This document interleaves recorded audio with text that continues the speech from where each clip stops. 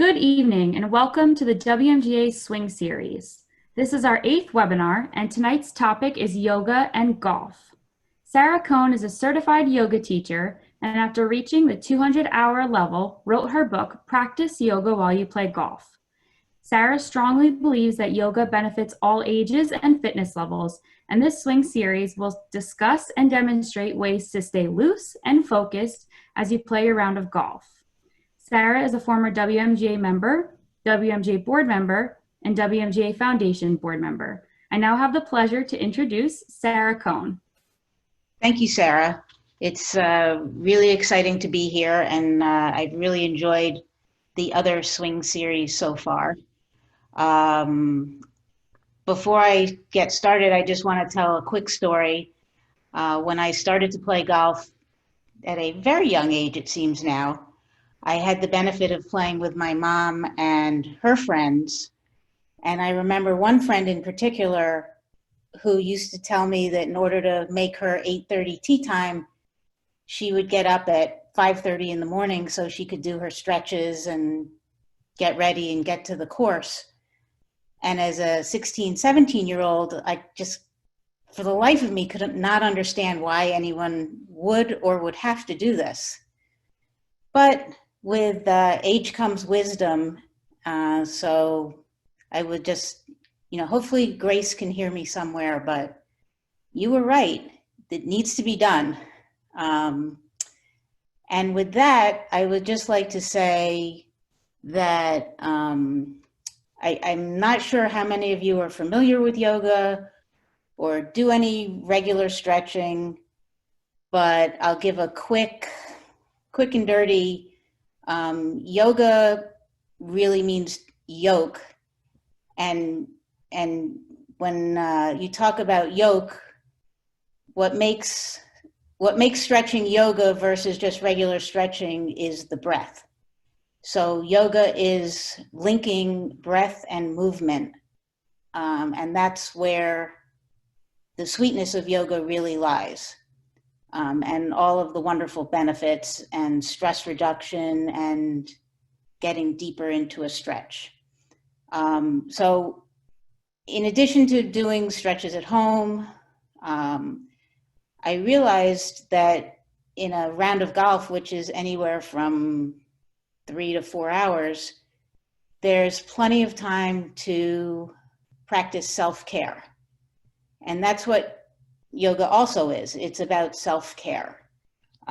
So that in addition to hopefully feeling better after you play, maybe when you push your chair back from lunch, you don't make that noise that I make sometimes, which is like, oh, everything hurts. And Sarah, you probably don't understand that yet, but you will. So with that, I have a bunch of stretches that appear in my book that are really great to do before you play. Because keep in mind, some of you are driving a very long distance to get to the golf course, or if it's team match season, we always joke, we drove an hour and a half at 5:30 in the morning to play golf in 40-degree weather. And even more important, to warm up and do some stretching before you play, and then continue while you play. I'm not suggesting that you try to do a full yoga practice, a full vinyasa class while you're on the course. But every once in a while, you might want to just reset and roll your shoulders or roll your head and take some deep breaths. It's all so helpful during the round. And the beauty of this is you don't need any special clothes. You don't need a studio. You are out in nature and you can enjoy it even more if you take care of yourself. So maybe should we go to the first page? So again, as a 16, 17-year-old, I was able to run from my car to the first tee and hit a drive, and it was no problem. Sadly today, that is not the case. And these are just some nice, easy warm-ups. I've started from bottom to top, and just much the way Brian Harrington had talked about alignment and the knees over the ankles and the hips over the knees and the shoulders over the hips. Those are all valuable tools to keep in mind, but you can find a rock, find a curb on a cart path, stick your foot up against the tire of the golf cart and just gently stretch your calf. Focusing on your breath, deep inhales and exhales, and then you can move along to forward folding, keeping in mind, depending on your flexibility level, and flexibility doesn't necessarily have anything to do with how many years you've been practicing yoga or stretching. Every body is different, and you should stretch to your level of comfort. Much like golf, yoga is a kind of a give and take of effort and ease. The same way you don't want to swing at it too hard or too easy, you don't want to stretch too hard or not enough so that you get any benefit from it. So as you can see in the second picture, you're focusing on the back of the hamstrings and the low back, keeping in mind you can bend your knees as much as possible, or if you need to, you can sit in the cart and just fold forward. There's the beauty is there really is something for everyone. Flexible, inflexible, young, old, in between. Then moving right along, the third picture is, some of you might be familiar with a figure 4, and this is just a seated figure 4.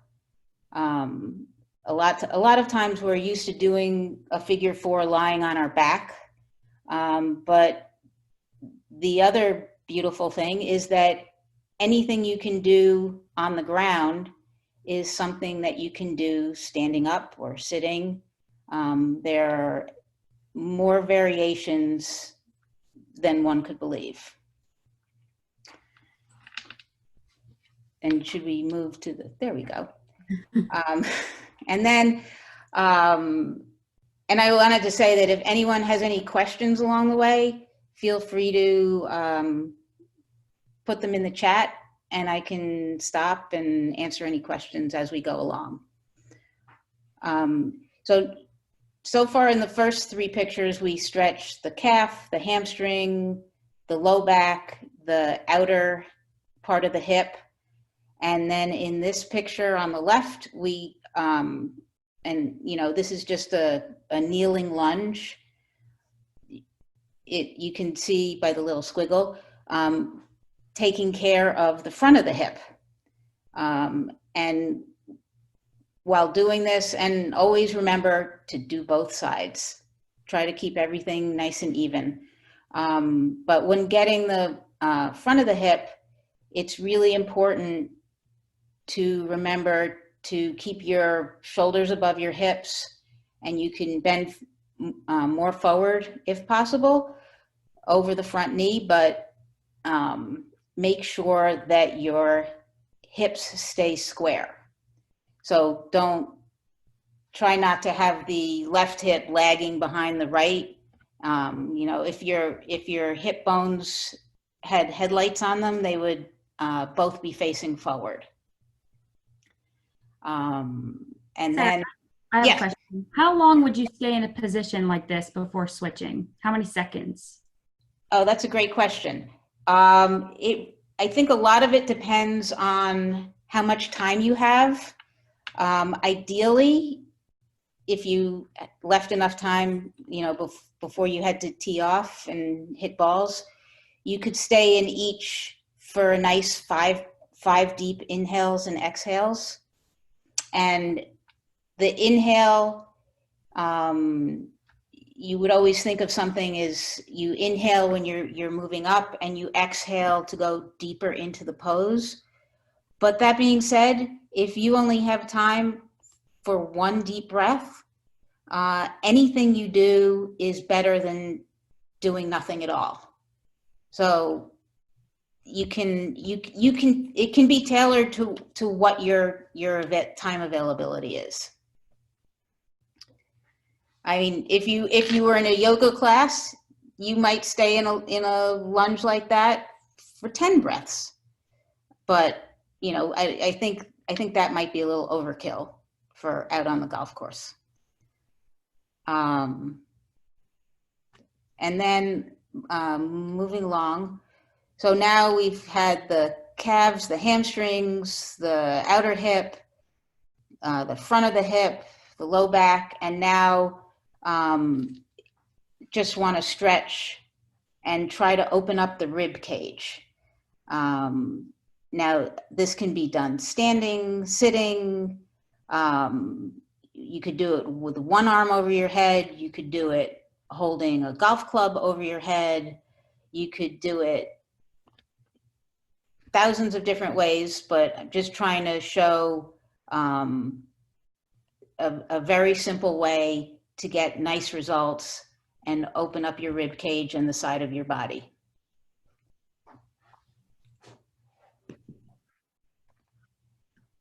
And then similarly, since we do a lot of twisting in golf, it would be ideal to be able to twist in both directions. And you can hold the twist, or if you so chose, you could make it much more dynamic and, you know, twist back and forth, all the while breathing. But, you know, that's a personal choice. But again, just an option. And for every pose, so this young woman on the left has her feet parallel, but you could also do a twist balancing on one leg with a knee in the air and, you know, twist towards the knee that's raised.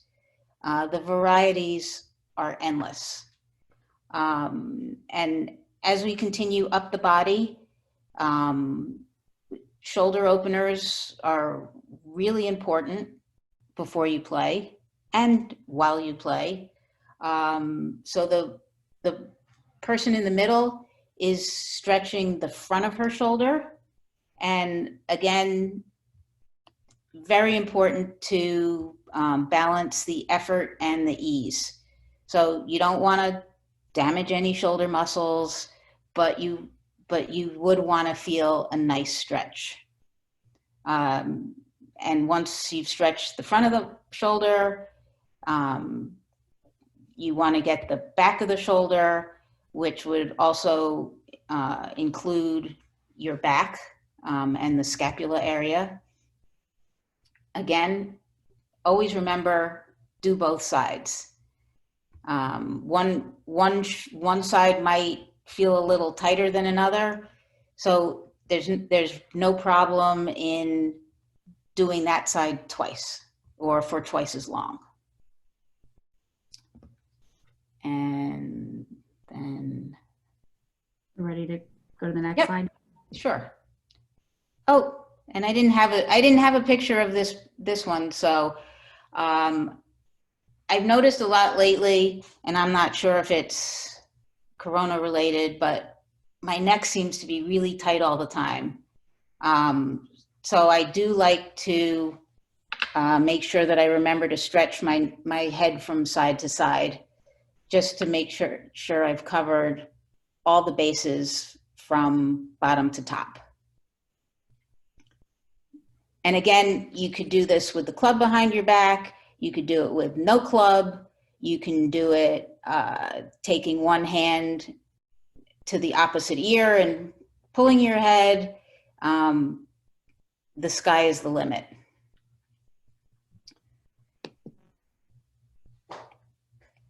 And then while you're out on the golf course, all the things that I've shown you so far can be done at any time during a round of golf.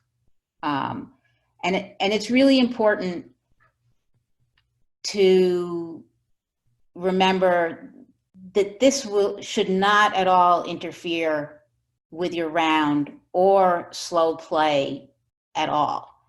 It's very easy to do this during the round if you're in a foursome because there's so many other people hitting. At the same time, you can do a lot of stretches and while you breathe, and no one will even know you're doing them. One of my favorites is when I line up a putt and I squat down to read the putt. At the same time I'm squatting down, I will stick my arms between my legs and just squeeze my legs at the same time that I'm pushing my arms into my legs. And it's if I drop my head, it's a great low back stretch. It's a great inner thigh stretch. I've removed myself from the fact that people are taking way too long to read their putts. And I've had a little bit of a mental reset. So that being said, the girl at the tree is doing another version of a calf stretch, getting her back right leg. And there's the back stretch that I was talking about before in the cart, and a standing figure four, which is similar to the one that was in the cart, but requires a little more balance and strength. The other thing that's amazing, and the similarity between golf and yoga, is that they're both activities that require balance, strength, and flexibility. And they're both activities that anyone can do no matter their level of balance, strength, or flexibility. But the balance that you gain from yoga definitely can help with your golf. Yeah. And the next one. Okay, so similar to the kneeling lunge, here are 3 variations to open the front of your hip, as well as gain strength and flexibility, to the one where you were kneeling. I love to do the first one because the prop of the golf club helps with my balance. This is something that while other people are teeing off, you can do in under a minute. Assuming that you know what club you're hitting. I mean, obviously, if you're teeing off, it's your driver. But even if you're in the fairway, if you're at your ball, you've selected your club, and you need to wait for other people to hit, why not do a lunge or do a lunge variation? The middle picture requires a little more balance, but at the same time that you're opening up your front hip, your left hip in the picture, you're also opening up your shoulders. So you get extra bang for your buck. In the third picture, assuming that your balance is good and you have no problem twisting, if you hook that left shoulder over, that's like the supreme version. You're stretching your hip, you're twisting, your shoulders are working. It's beautiful. But again, if the kneeling version is all that works for you, that's terrific. There's no shame in doing a less difficult version of a stretch. In fact, I've been practicing for 20 years, and I would say that I do a much less difficult version of my practice than I've ever done before, because you learn that it's not You know, it's like it's not quantity, it's quality. Right. It's connecting to the breathing, right? And absolutely, without the breath, you're stretching, but it's more like the stretching you did in PE class before you played dodgeball. You know, you're just going through the motions and you're not getting to the sweet spot. That's not only helping you get a deeper stretch, but helping you clear your mind. One of the reasons that I love yoga so much, and one of the reasons I love golf so much, is because they are activities that really can't be performed while you're thinking of other things. They're both moving meditations, and I think we all need to meditate more. And I'm not going to lie, I'm not good at sitting in a chair and breathing and clearing my mind. It's really difficult to do, but somehow when I either practice yoga or practice it on the golf course or play golf, you're in the moment, you're just thinking of what you're doing, and that is really a gift, to not think of something else. These are just some variations on side stretches, similar to the one early on, sitting on the bench with just one arm, focusing on the exact same area, but now holding the golf club, you're also could be stretching your shoulders, and if you're able to hold onto your wrist and keep the integrity of alignment, meaning you don't twist from side to side, and almost as if you were between two panes of glass. If you really can side bend that way, you're going to just get so many benefits and open up your rib cage really nicely. And then an additional side bend on the right is, again, a much more compound move that's not just side bending, but strength building through the thighs and opening up the hips. But, you know, that's not necessarily a place to start if you haven't previously practiced yoga. Mm-hmm. And I think also important, very much like golf, where you could play golf for 41 years, as I have, and still really need to take lessons. It's very important, if you have the ability, to learn or continue to practice yoga with teachers, because teachers can help you make sure your alignment is good, help you get deeper into poses, but mostly keep you safe. And that's very important when doing this, because you don't want to jump into things and hurt yourself. That would be counterproductive. And we can go to the next one. And here are a lot of things that I love to do while I'm playing. In fact, the first one on the left, the first time I met my husband was at a golf tournament, and I was doing this stretch. And then at that time, in the good old days, I was able to then twist so that my right hand would touch my right foot and my left hand would touch my left foot. And he just couldn't believe that that was feasible. And I think he said hello after that. But 31 years later, thank you, yoga.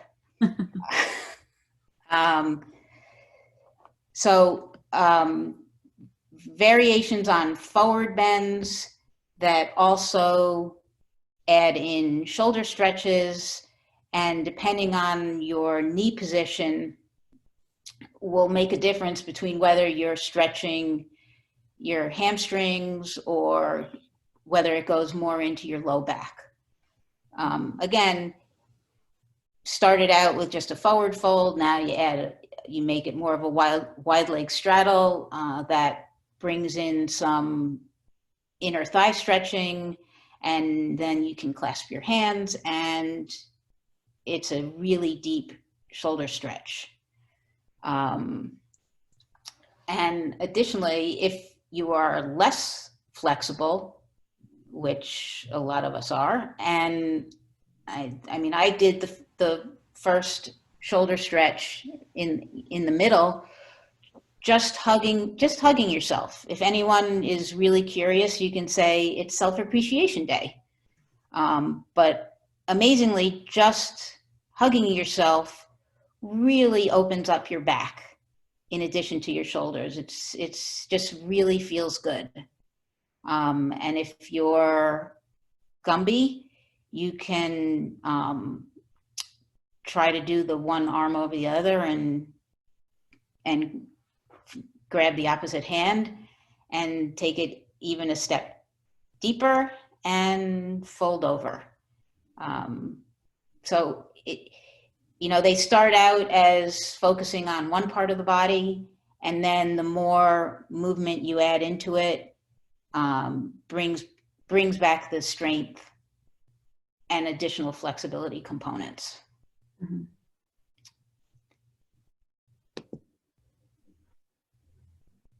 So this is a routine that I developed that you'll see how quickly it goes, which would be great to do before you play. If you have time, and making sure you have time to do this and hit some balls.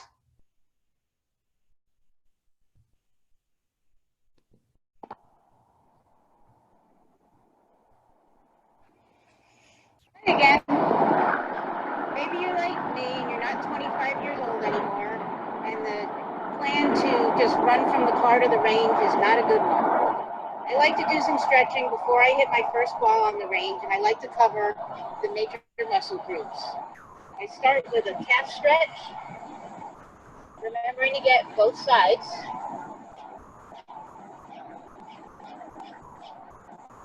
And then I move to a hamstring and low back stretch. Don't forget to let your head go. Need any tension in the neck.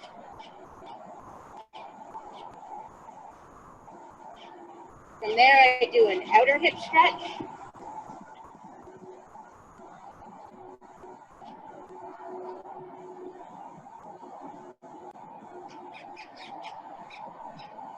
And a hip flexor stretch.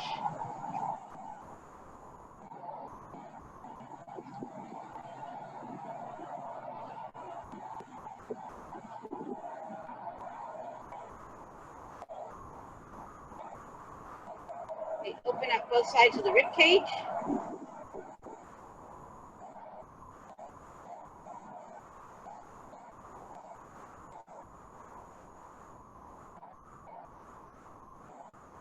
And since we twist so much, get a little twist in.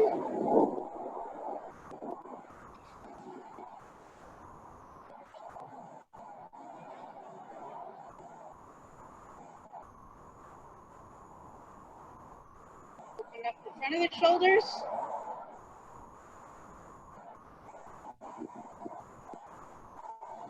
The back of the shoulders.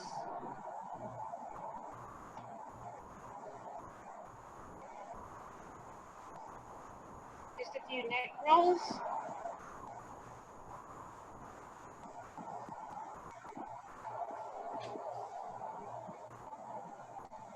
And you should be good to go.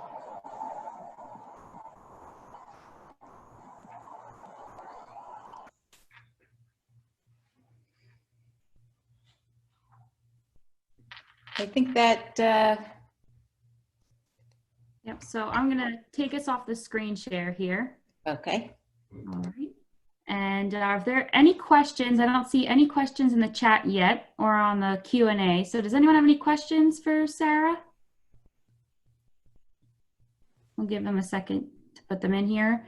Okay. Oh, okay. I'm giving it 1 minute. And I don't know if you want to talk about your foundation partnership here. If you make a $20 donation. Can I ask a question? Oh, sure. Got a question. Sure. Just how would you incorporate balance into some of this from that perspective as well?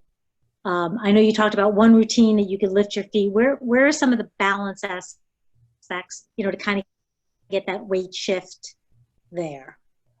Well, pretty much if you stand on 2 feet and lift one leg up, you know, lift your knee up to hip level, and you stand there and breathe, that's a great and easy way to focus on balance.